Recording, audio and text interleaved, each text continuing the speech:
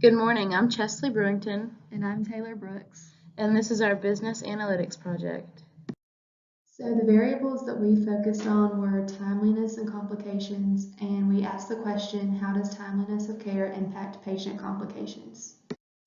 So after seeing the two variables that we're going to be using, we're going to go ahead into the linear regression results that we got from combining safety complications and the average time patients spent waiting in the emergency department before they were moved to their inpatient room after they were admitted. And so we hypothesized that as this waiting time increased, so would safety complications. And so if we're looking at the linear regression results, we can see that there are more than 2,000 observations used, which shows that it is valid, the results are valid. And then we can say with greater than a 95% confidence interval that these variables altogether affect safety complications, since our p-value over here is less than 0.05.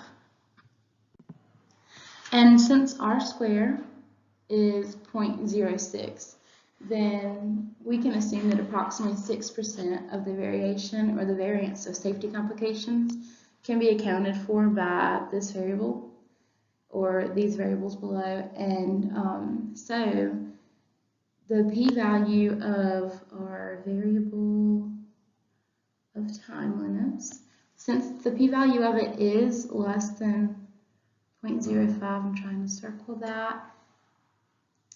It is a statistically significant number, but since the number is so low, it's not really practically significant. But as we go throughout the rest of our presentation, we're going to show that we understand that it's not practically significant, but that over time that number can start to matter. And with that, there's nothing else that we can really focus on in our linear regression results because the other numbers are so small.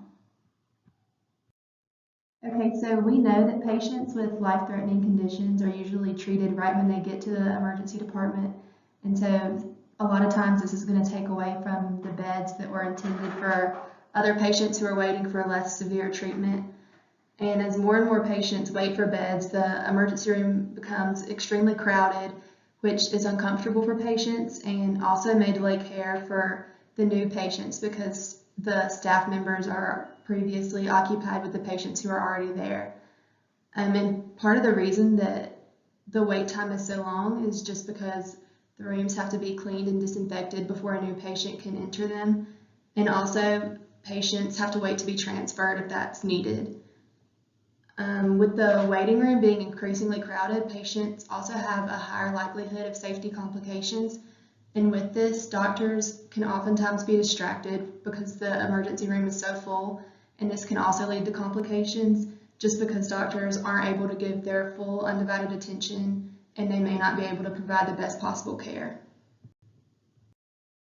So to look at these variables and how they affect each other, we came up with an experiment that would involve one hospital in North Carolina.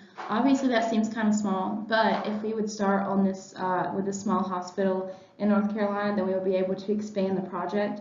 But what would really have to occur would that we would have to get one hospital on board and get some good results to show other hospitals and then be able to take this program outward.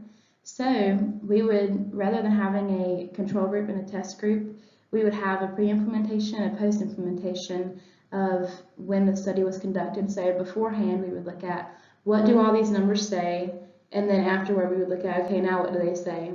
And so the numbers that we're going to be looking at, we'll discuss later in the slides, but this will be a retrospective, observational, and before and after study. And the team that will be needed to do this will be a chief operating officer, which I am going to take the role of, and then Taylor's going to take the role of the emergency department director, which would usually be an RN. And then on our team, we would also have a chief physician, and then we would take other nurses that work in the emergency department, just so that since it is going to be their area that's impacted by this new policy, they would know really what they're supposed to be doing and then how they could help with the initiative. So we're creating a policy in a hospital that limits waiting times to 60 minutes after admitting a patient before they have to be put into a room. So basically you have 60 minutes and you can use those 60 minutes to do whatever is needed, but you have 60 minutes and once those are over, the patient has to be in a room. So the time that we would need to do this would be, Taylor and I said about 2 years, but we realized that since our number is so small that we probably would need a bit longer. And so right here you can see that these numbers are very small, so they're not really practically significant, even though they are statistically significant since we do have less than 0.05 of a p-value. So the more years that we have to set aside for this study, the more significant the increases will be. And so to do this policy, we're gonna use a computerized hospital-wide tracking system to monitor the inpatient and the emergency department bed status. So basically what would happen is the leadership, the people that are in charge of this program, they would get notifications constantly about how long it's taken to get these patients to these rooms. And so they would actively intervene by contacting the staff that's working in the emergency department whenever they see delays. And then they would try to expedite immediate solutions so they could achieve the 60-minute goal. So obviously, this isn't always going to be perfect and it's not always going to be able to happen, and we realize that. But in the process, we're going to try to get as many patients to be admitted and then put into their room in under 60 minutes as possible. And so on the next slide, we're going to walk you exactly through how we plan on doing that. So this is the process flow for our experiment, and it starts with the patient entering the emergency department. After that, they're evaluated by an emergency department physician, and then they're evaluated by a consultant. After that, there's a decision to admit the patient by the consultant. And after this, the inpatient bed is requested by the emergency department staff. And between steps 5 and 6, the target is about 30 minutes. And so after this, the patient is accepted by hospital, and an inpatient bed is assigned. And then also between steps 6 and 7, where we have a target of about 30 minutes. And so step 7, which is the final step, the patient will leave the emergency department and head to an inpatient bed in the hospital unit. And so with the 30-minute targets between 5 and 6 and 6 and 7, there should be 60 minutes total from when the patient arrives and is admitted into the hospital to when they're put in an inpatient bed. So in talking about the desired outcomes that we would want to see from this experiment being implemented, we would really want to look at the percentage of emergency department patients who were admitted to their inpatient beds within 60 minutes from the time the beds were requested and then the boarding time that it was taken to get to those beds. And so the numbers that are on the right we found from a study that already had been conducted in a hospital, kind of in the same setting we would like this one to be done. And so this occurred in one hospital, and they looked at it over a course of 5 years, since that number is so hard to see without putting a few years for the study. And so they saw a change in 16% of the admission within 60 minutes. And so it basically decreased the amount of time that patients had to wait by 46 minutes. And so going into this, the next variables that we want to look at are the length of stay, patient satisfaction, leaving without being seen rate, and ambulance diversion hours. And we want to see how well those are measured in the study that we've done. So we would look at that pre to the study and then post to the study. And so assuming that as waiting times decrease, we're going to go ahead and assume that so will the potential for safety complications.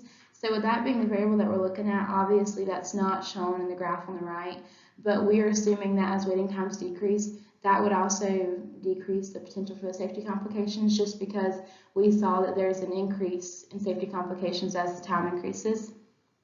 And so we don't really have a financial estimate for this, just because the only thing that we would really have to look at the money for would be the computerized system that we're going to use to track all of this information. But we're thinking that as we increase the number of patients seen per day in the hospitals, then there would be an increase in revenue. And actually, with the study that's already been conducted with this before, they did see an increase in the number of patients that were seen, which would also mean an increase in the revenue that the hospital is seeing that day per the amount of patients that have been seen. So this slide is for anyone that might have questions if you want to post them online. And then these are our sources that we used for this presentation. Thank you.